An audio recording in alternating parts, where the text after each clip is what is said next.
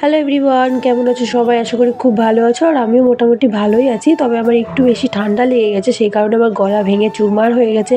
এতটা পরিমাণে সর্দি লেগেছে কি বলবো। তো চলো আজকের ব্লগটা শুরু করছি খই ভাজা দিয়ে। আজকে হচ্ছে খই ভাজা, আর এটা নিয়মটা আমি আজকে প্রথম দেখলাম। আমাদের বাড়িতে এই নিয়মটা নেই, খই ভাজার নিয়মটা। খই ভাজতে ভাজতে গান করবে, তোমরা শোনো।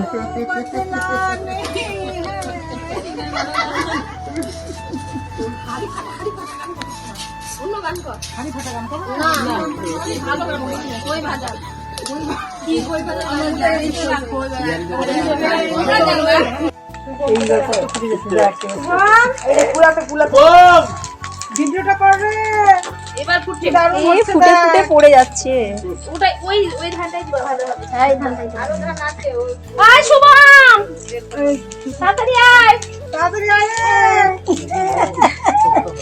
এবার দেখ খই ভাজা হয়ে গেছে। দাঁড়াও কেমন করে ঢালবা? পড়ে যাচ্ছে সব।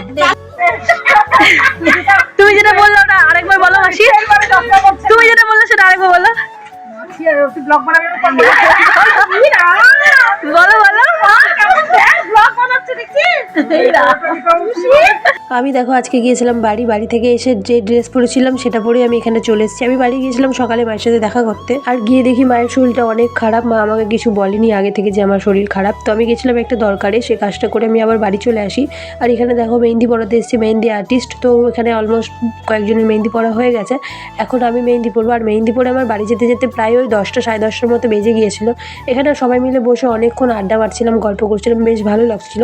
কিন্তু আমার যেহেতু সর্দি লেগেছে আর একটু জ্বরও মনে হচ্ছে, সে কারণে আমার একটুও ভালো লাগছিল না বসে থাকতে। তারপর আমি একটু বাড়ি গিয়েছিলাম, এসে দেখি সবার মেহেন্দি পড়া হয়ে গেছে। তো আমিও বসে বললাম মেহেন্দি পড়তে। তো দেখো আমারও প্রায় কমপ্লিট। আর মেহেন্দি পরে বাড়ি আসতে আসতে ওই যে বললাম 10টা সাড়ে 10টার মতো বেজে গেছিলো। তো এখানে আমার শাশুড়ি মা বললো যে আমি ভাত খাইয়ে দিচ্ছি। আমি বললাম খাইয়ে দিতে হবে না, আমার তো মেহেন্দিটা শুকিয়ে গেছে, তুমি মেখে দাও, আমি চামচ দিয়ে খেয়ে নেবো। তো এখানে আমি চামচ দিয়ে খেয়ে নিচ্ছি। আর এই যেমন মেহেন্দিটা কেমন হয়েছে অবশ্যই কমেন্টে জানিয়ে।